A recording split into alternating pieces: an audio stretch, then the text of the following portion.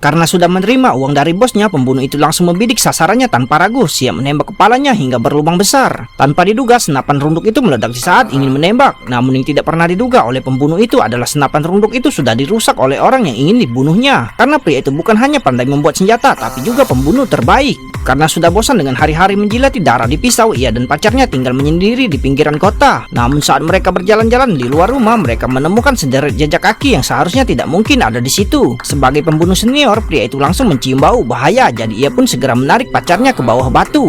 Berdasarkan suara tembakan, pria itu langsung mengunci sasarannya sehingga ia menemukan kesempatan yang tepat untuk menembak dadanya hingga berlubang besar. Kemudian pria itu memeriksa mayat itu sambil meminta pacarnya untuk menelpon polisi. Namun saat pacarnya berbalik, pria itu tiba-tiba menembak mati pacarnya karena menduga pacarnya telah membocorkan keberadaannya. Demi mencari tahu pembunuh yang ingin membunuhnya, pria itu datang ke Italia sendirian dan pergi mencari bosnya terlebih dahulu. Bosnya pun berjanji akan membantu pria itu menemukan pembunuh yang sebenarnya dan memberi pria itu mobil agar ia bisa keluar untuk menghindari perhatian.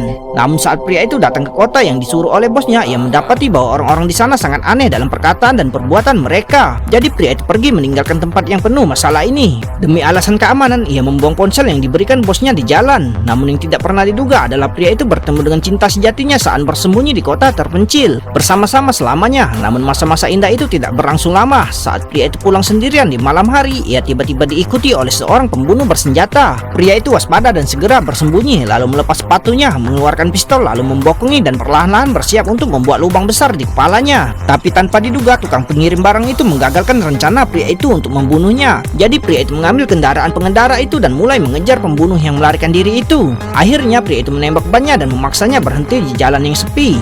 Pada saat ini, pria itu tidak lagi menahan amarahnya dan ia menghancurkan kaca dengan pukulan. Kemudian ia menarik rambut keriting si pembunuh dan mematahkan lehernya. Pria itu mulai menelpon bosnya untuk bertanya mengapa si pembunuh tahu keberadaannya. Melihat bahwa rencananya akan segera terbongkar, bos itu memutuskan untuk melakukannya sendiri. Alasan mengapa bos ingin melakukan semua ini hanya karena ia tidak mampu membayar orang suruhan dengan harga yang tinggi. Jadi ia berencana untuk membunuh pria itu secara diam-diam untuk membungkamnya. Tapi tiba-tiba sebagai pembunuh senior, pria itu sudah lama menyadari bahwa ia sedang diikuti oleh bosnya. Tapi setelah membunuh bosnya, ia mendapati bahwa ia ditembak di bagian perut oleh bosnya. Saat itu pria itu langsung marah, bukan karena bos tersebut ingin membunuhnya untuk membungkamnya, tapi karena pria itu dan pacarnya memiliki kencan penting.